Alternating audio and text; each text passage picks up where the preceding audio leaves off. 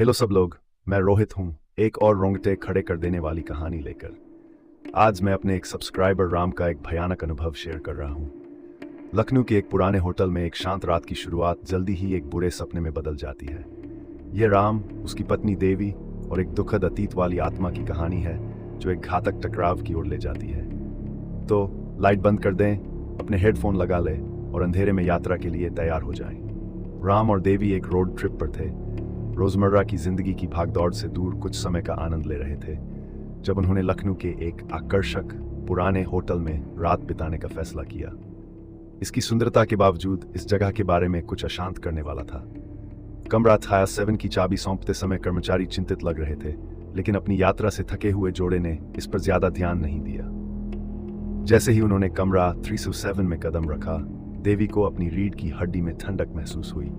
हवा ठंडी, भारी थी, मानो कमरा खुद उन्हें देख रहा हो, लेकिन उन्होंने इसे सिर्फ एक पुरानी इमारत का असर समझकर टाल दिया। उन्हें नहीं पता था कि कमरे में एक गहरा रहस्य छिपा है। सालों पहले इस कमरे में कुछ भयानक हुआ था। एक युवती जो प्यार में डूबी हुई थी और दुखद रूप से धोखा खा गई थी का यहाँ एक भयानक अंत हुआ था। लेकिन ये कोई साधारण मौत नहीं थी। उसके दुख और गुस्से ने दीवारों पर एक निशान छोड़ दिया, एक अभिशाप जो समय के साथ बढ़ता गया। उस रात राम और देवी ने अनजाने में कुछ ऐसा बिगाड़ दिया जो सालों से सुप्त पड़ा था। रात के अंधेरे में राम को धीमी दुखद रोने की आवाज ने जगाया। वह उठ बैठा, उसका दिल जोर से धड़क रहा था, लेकिन देवी उसके बगल में गहरी नींद में सो रही थी। रोने की आवाज कमरे में गूंज रही थी, लेकिन जब उसने सुनने की कोशिश की तो उसे एहसास हुआ यह उनके कमरे के अंदर से आ रही थी। इससे पहले कि वह कुछ प्रतिक्रिया दे पाता, शीशा टूट गया और रोशनी चली गई। अंधेरे में उसने एक फुसफुसाहट सुनी, एक नाम, मोहिनी। सुबह तक भयानक मुठभेड़ एक बुरे सपने से ज्यादा कुछ नहीं लग रही थी। राम ने देवी से इस बारे में बात नहीं की, उम्मीद है कि यह सब उसके दिमाग में है। वे होटल से चले गए, उस भयानक जगह से बाहर निकलकर राहत महसूस की, लेकिन दुस्वप्न अभी खत्म नहीं हुआ था। घर लौटने के बाद देवी बदलने लगी। वह दूर हो गई, अपनी ही दुनिया में खो गई। पहले तो राम को लगा कि यह सिर्फ थकावट है, लेकिन जल्द ही उसने ऐसे तरीके से व्यवहार करना शुरू कर दिया जिससे वह डर गया। वह ऐसी आवाज में बोलती थी जो उसकी नहीं थी, ऐसी बातें फुसफुसाती थी जो समझ में नहीं आती थी, और अक्सर ऐसा लगता था कि वह किसी ऐसी चीज को घूर रही है जिसे सिर्फ वह देख सकती है। राम को जल्द ही भयानक सच्चाई का एहसास हो गया। देवी अब खुद नहीं रही।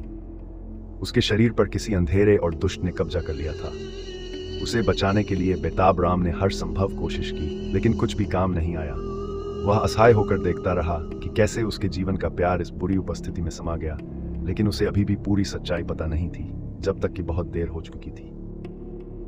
कोई और विकल्प न होने पर राम को राजस्थान के बालाजी मंदिर के बारे में सुनी हुई कहानियां याद आई, जो एक ऐसी जगह है जहां सबसे जिद्दी आत्माओं को भी शुद्ध करने की शक्ति है। उसने देवी को वहां ले जाने का फैसला किया। उम्मीद है कि यह उसे जो कुछ भी पीड़ा दे रहा था उससे मुक्त करने के लिए पर्याप्त होगा, लेकिन यात्रा खतरों से भरी थी। जैसे जैसे वे यात्रा करते गए, देवी की हालत बिगड़ती गई। मोहिनी, जिस आत्मा ने उसे अपने वश में कर लिया था, उसने राम से हर कदम पर लड़ाई की। उसने काले रहस्य फुसफुसाए, भयावह दृश्य दिखाए और उसे पागल करने की कोशिश की। लेकिन राम दृढ़ निश्चयी था, उसे अपनी पत्नी को बचाना था, चाहे इसके लिए कोई भी कीमत चुकानी पड़े। जब वे आखिरकार बालाजी मंदिर पहुंचे तो पुजारियों ने तुरंत देवी के भीतर मौजूद अंधेरे की उपस्थिति को महसूस किया। उन्होंने भूत भगाने की तैयारी शुरू कर दी, लेकिन पहले उन्हें यह समझने की जरूरत थी कि वे किससे निपट रहे हैं। तभी भयानक सच्चाई सामने आई। भूत भगाने के दौरान मोहिनी ने देवी के माध्यम से बोलते हुए अपनी दुखद कहानी बताई। वह एक युवती थी जो प्यार में डूबी हुई थी, लेकिन जब वह जिस आदमी से प्यार करती थी उसने उसे धोखा दिया तो वह बिखर गई और अकेली रह गई। निराशा में उसने उस होटल के कमरा 307 में अपनी जान ले ली, अपनी आत्मा को हमेशा के लिए वहीं रहने का श्राप दिया। समय के साथ उसका प्यार नफरत में बदल गया और उसने अपने विश्राम स्थल के पास आने वाली किसी भी खुशी को नष्ट करने की कसम खाई। पुजारियों को एहसास हुआ कि वे दर्द और प्रतिशोध से ग्रस्त एक आत्मा से निपट रहे थे, जो अपने आप में एक राक्षस बन गई थी। भूत भगाने की लड़ाई किसी भी अन्य लड़ाई से अलग थी। पुजारियों ने शक्तिशाली मंत्रों का जाप किया। उनकी आवाज मंदिर में गूंज रही थी, क्योंकि वे देवी को मोहिनी की पकड़ से मुक्त करने के लिए लड़ रहे थे।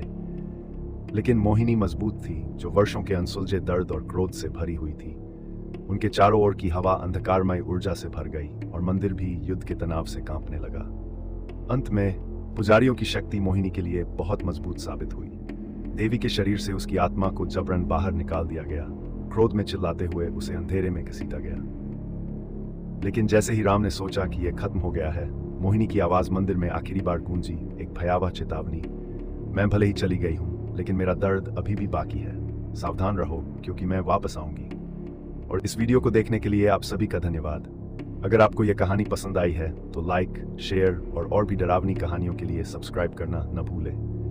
और अगर आपके पास अलौकिक शक्तियों के साथ अपने अनुभव हैं तो उन्हें नीचे टिप्पणियों में साझा करें। कौन जानता है, हो सकता है कि आपकी कहानी ही मेरी अगली कहानी हो। अगली बार तक सुरक्षित रहें और अंधेरे से सावधान रहें।